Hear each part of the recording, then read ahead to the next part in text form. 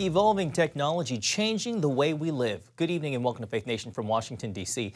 I'm John Jessup. Well, more than 2 million passengers fly in and out of U.S. airports daily. And if you're one of them, you know getting through security can be a time-consuming hassle. From slipping off your shoes to taking out your laptop, there are a lot of steps you have to take even before you get to your gate. But advances in technology might change that, all while increasing national security. Here's Caitlin Burke with a look at what's being called the TSA of the future. The terror attacks of September 11th meant an immediate change in air travel, but enhanced security measures evolved over time. Unfortunately, there's continued to have events that happen. You had the underwear bomber, which changed the way we looked at people screening, and all of a sudden body scanners became the norm. You had the shoe bomber. So there's all these events that took place. And so there's a lot of a reactive approach to it.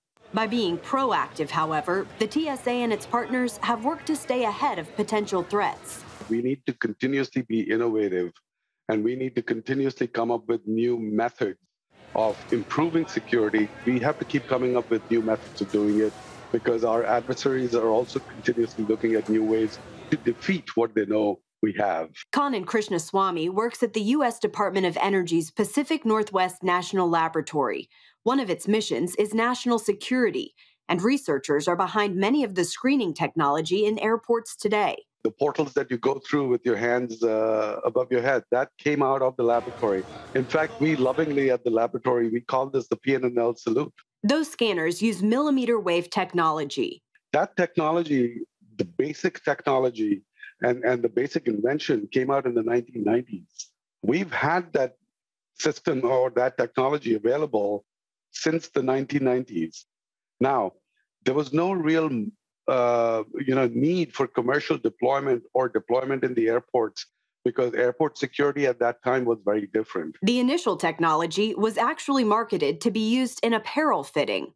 You stand in the portals, get yourself measured so that you have exact body measurements that can be transferred to somebody that's making clothes, and they can fit clothes for you accurately. Then 9/11 catapulted millimeter wave technology to the forefront of national security. So that's the older generation of the technology that is currently being sold even today at the airports. PNNL researchers are constantly working on taking their technologies one step further, and now a second-generation millimeter wave system is close to being deployed. The way HexWave works is, first of all, it's a walk-through portal, and it uses radio frequency and real-time 3D video rate imaging, so we can determine if an individual has a threat on their body.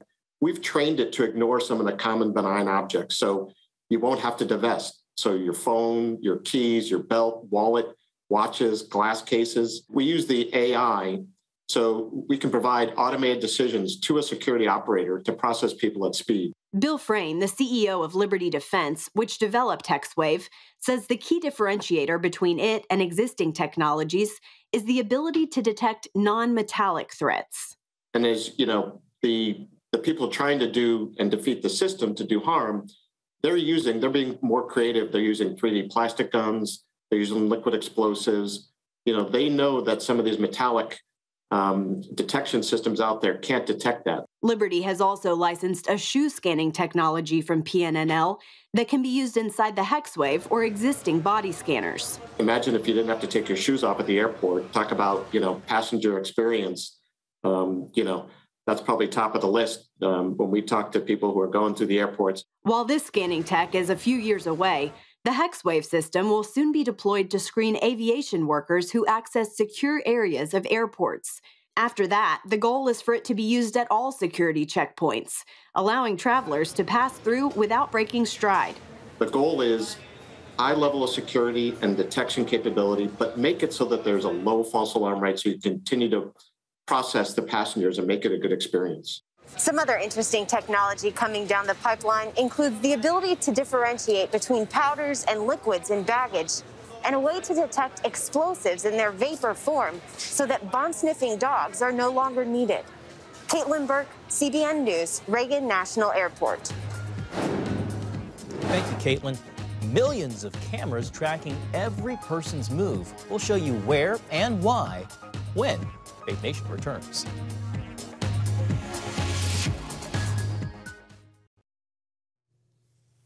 Welcome back. In China, Big Brother is watching. More than 415 million surveillance cameras track the population 24/7. And that's not all. Add digital currency, social security cards, monitored smartphones, and more, and you have what's described as the perfect police state. CBN's George Thomas reports.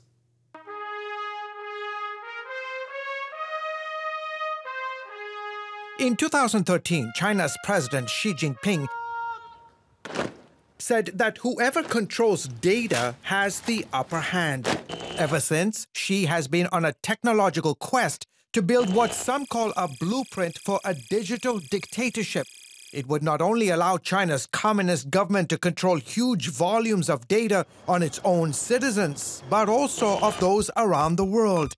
Dustin Carmack worked as chief of staff for the director of national intelligence. You're talking, vast amounts of data. They are running between both either covert or overt, cyber attacks and other realms. They are sucking up massive amounts of data around the globe that could have nefarious purposes in the long run. China has more than 415 million surveillance cameras deployed throughout the country, making its population by far the world's most watched. And now Beijing is using digital currency, social security cards, social credit systems, and online interactions to keep an even closer eye on its citizens. It is a massive dragnet based on artificial intelligence, facial recognition, voice recognition. These are all novel technologies that the Chinese Communist Party is deploying against its people. Jeffrey Kane, author of the new book, The Perfect Police State, an undercover odyssey into China's terrifying surveillance dystopia of the future, says the regime first tested this type of surveillance several years ago to monitor Uyghurs, an ethnic Muslim group living in the western part of the country. It's a place where everything they do from morning to night, from the moment that they eat breakfast or go to the market or go to work, everything is monitored by their smartphones, by government cameras everywhere. There are millions of government cameras in this region. And nothing is private, nothing is secret. Your entire life is exposed. Kane says his investigation found that those reams of data are fed to a massive police database, and with the help of artificial intelligence, attempts to predict whether or not someone will commit a crime in the future. But the thing is that the system has gotten out of control because, so I looked at a list of reasons that people can be detained for these pre-crimes. It could be something as simple as, they bought a tent suddenly, or they stopped smoking suddenly. They change their behavior in ways that the system finds odd. And then so it nudges the police. It sends the police a little, on the app, a nudge to, go to this person's house, to their work, to check them out, maybe interrogate them a little bit. And if the situation calls for it, take them away to one of many hundreds of concentration camps. China is accused of committing genocide against the Uyghurs by holding more than 1 million of them in what Beijing calls re-education camps. The Associated Press gaining exclusive access to one such detention center this summer that allegedly had room enough to hold more than 10,000 prisoners. When we talk about genocide, it's not just about taking lives, which there's evidence to suggest that's occurring too, but it's to erase a population, an ethnic group, and that's what they're after.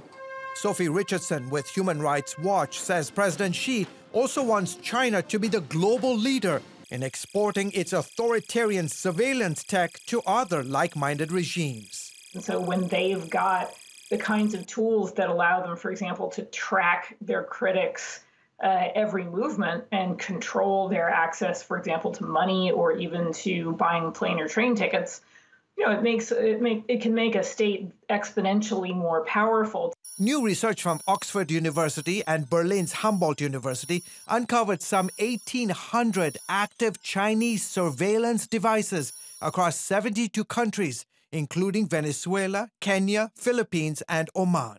China is now using their influence, their money, their technology to facilitate the repression of minorities and individuals in other countries. China has also deployed censorship devices in 17 other countries, among them Turkey, Cuba, Egypt, and Pakistan, where news and media websites are blocked. I think the overall effect is to use technology to engineer a very particular kind of dissent-free society, and that's a very frightening concept. China used these and other tactics to suppress protesters in Hong Kong, then came to Cuba's aid in July by cutting communications after tens of thousands took to the streets protesting the regime. That type of technology being used to throttle internet traffic flows, or at times in Cuba actually turn off the internet, especially in the early days of some of the protests down there. Meanwhile, new research shows that technology made by 7 American companies, including IBM, Microsoft, and Oracle, are facilitating China's surveillance of Uyghur Muslims with little to no consequences. I think that a lot of American companies have been caught with their pants down, frankly, because they spent the past 2 decades warming up to China, looking for market and business opportunities, profit opportunities, and now they've realized that they're making a deal with the devil. A deal that is handing China a treasure trove of data in its quest for global information superiority and digital control over its citizens and those around the world. George Thomas, CBN News. All right, thank you, George. With the rise of the machines, the spiritual effects of humanity's increasing dependency on technology. Next. Welcome back. In the last several years, the world has witnessed some of the most rapid developments in technology as people spend more time on their smartphones, computers, or with Alexa or Siri. Where does that leave serving God? Gary Lane looks at the potential spiritual dangers for people of faith who grow increasingly dependent on technology. We live in a rapidly advancing world, dominated by intelligent computers and high-tech machines. Author Wallace Henley says this could take American society deeper into dangerous territory, a less human world, which replaces the creator with the created. We have these machines emerging, and people are beginning to worship those machines.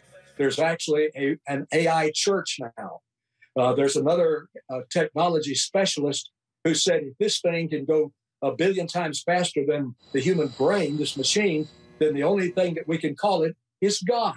Henley is a Christian Post exclusive columnist and author of the book, Who Will Rule the Coming Gods? Appearing recently on CBN's The Global Lane, Henley suggests an excessive dependency on technology may draw people away from acknowledging and embracing God's supremacy. Just about the time we're forgetting God, forgetting his transcendent majesty and our accountability to it, we're developing these machines that are taking his place. A world where machines create a more leisurely and convenient society, but also one lacking accountability and dependency on God. Remember Rosie the robot from the 1960s cartoon The Jetsons? I may be homely, Buster, but I'm S-M-A-R-T smart. It's no longer science fiction. Today, less sophisticated robots are being used to vacuum floors, build automobiles, and deliver fast food. Hello, here's your delivery.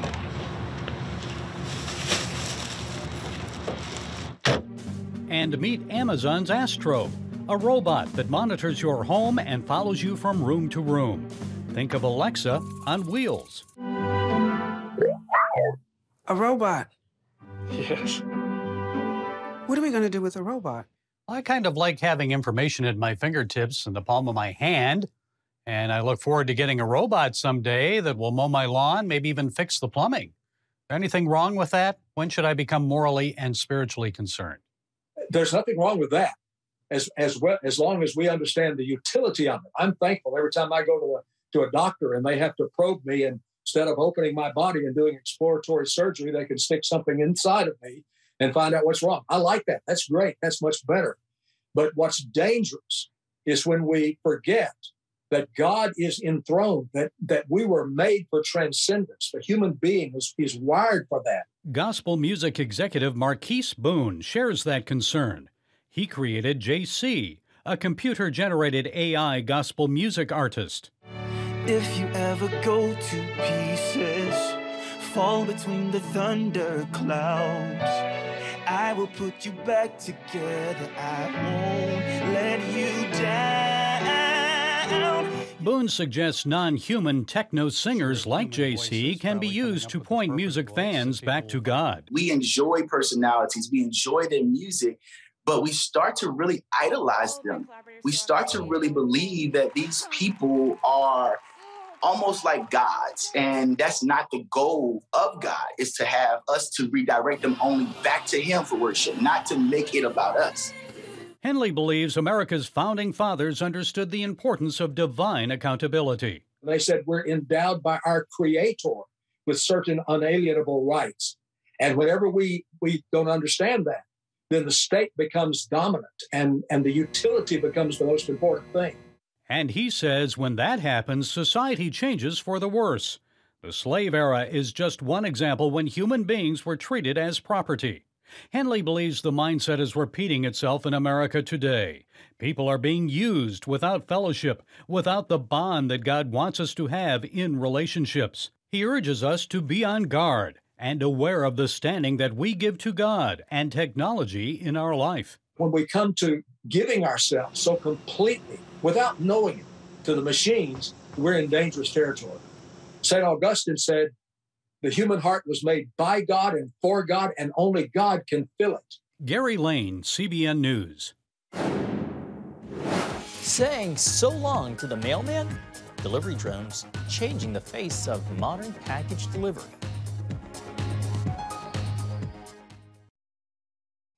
Your news channel.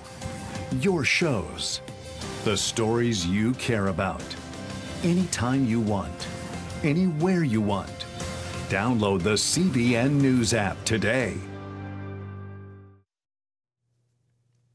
Well, imagine ordering takeout and receiving your delivery by drone. That's exactly what's happening in Israel, an extraordinary innovation being called part of the fourth industrial revolution.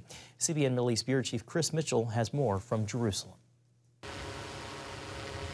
These drones are completing a special mission as they land in Tel Aviv, delivering sushi from Japanica restaurant some 7 miles away in Herzliya. You can see multi-drones taking off, doing delivery, coming back, land, finish the delivery process, everything autonomously. Drones could become the delivery vehicle of the future, even transporting ice cream or anything you want from the restaurant to your home. Alon Abelson is CEO and co-founder of Highlander, a drone and unmanned traffic management solution that helps keep skies safe for this growing technology. There is no pilot involved, no one is flying the drone, and you still need someone to make sure that the drone flying avoid collide between themselves, landing safely in the right location. These are among the first commercial drone deliveries in central Israel and the city of Tel Aviv. It's the third of 8 stages expected to reach new heights over the next 2 years. It's being managed from the Ayalon Highways Control Center that's usually overseeing traffic on the ground. We started from 0 flights 2 years ago, 700 flights in the first year, and now we're close to 9,000 flights. As part of Israel's Innovation Authority, Daniela Partam leads the Center for the Fourth Industrial Revolution. Our aim is to enlarge the ecosystem, so add more cities, more urban areas. In order for this to be an economically viable system, we would have to enable larger drones flying longer distances in order to deliver heavier goods to more areas.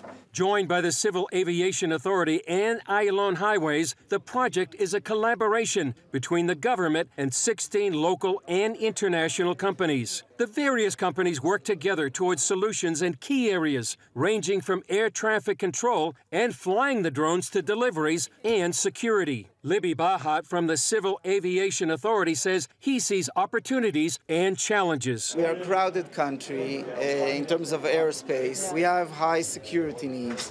These are challenges, but I think we know how to approach them. Despite the challenges, Eyal Bilia from Ayalon Highways explains why drones are a good and timely idea. The lower airspace is unused today. So we're trying to open the lower airspace in order to deliver all kinds of goods and deliveries from one place to another.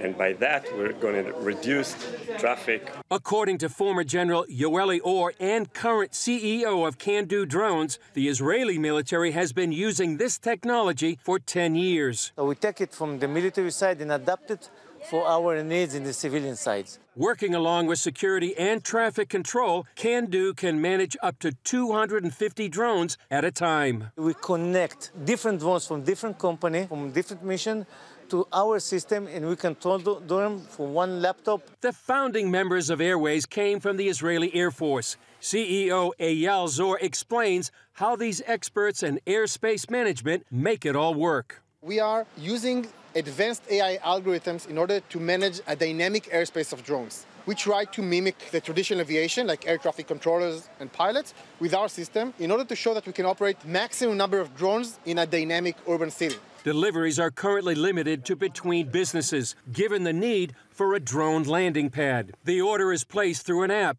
then prepared, loaded on the drone, flown to the delivery site, collected, and taken to the customer.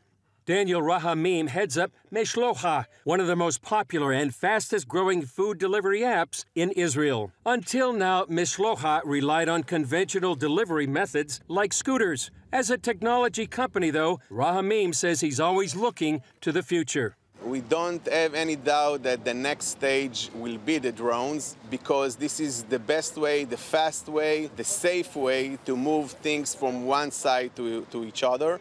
Flytech is the aerial operator, and company vice president Yahav Price says the drones can transport a delivery weighing about 4.5 pounds. This is the first time in Israel you can see this kind of project, which means the first time we fly drones with no eye contact through a computer, like another UAV. Though the demonstration focused on getting ice cream to waiting journalists, Price says the vision reaches much further than just food delivery. This is a platform to show that technology is there and safety is there. We want to provide much more important things to our civilians, like big orders, machines, and medicines. Hospitals and medical facilities could be big winners with these deliveries, receiving life-saving materials quickly with no traffic jams. And consumers in the future will likely benefit in ways we haven't even imagined. Chris Mitchell, CBN News. Fascinating. Ice cream drone delivery sounds like a potentially dangerous convenience. Thank you so much for watching Faith Nation. Have a great night. See you next time.